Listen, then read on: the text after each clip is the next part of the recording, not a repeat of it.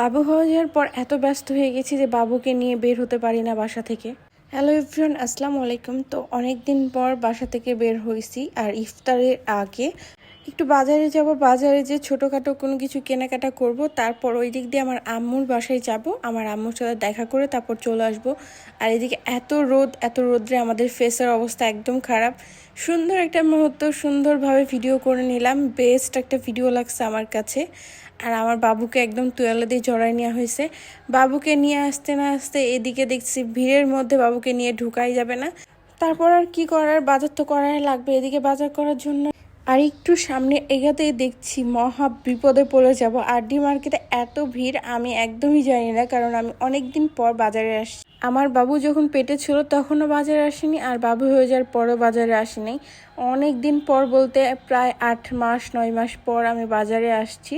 তো এদিকে এত ভিড় দেখে আমি আর যেতে চাচ্ছিলাম না, বাট উৎসু বলছিল চলো আমি নিয়ে যাচ্ছি তোমাকে।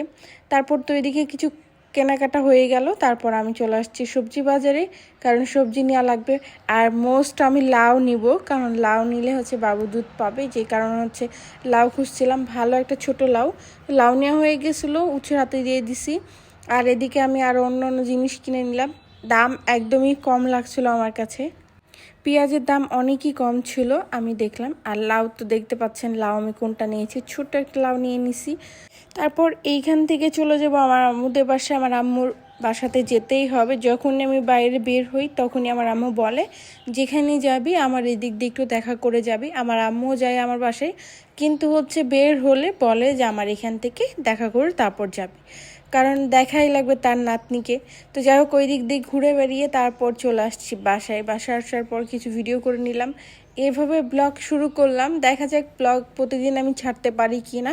প্রেগনেন্সি অবস্থায় কোনো ব্লগ করিনি, আর বাবু হয়ে যাওয়ার পরে ভাবলাম যে অনেক ব্লগ করব, কিন্তু বাবুকে নিয়ে পারি না।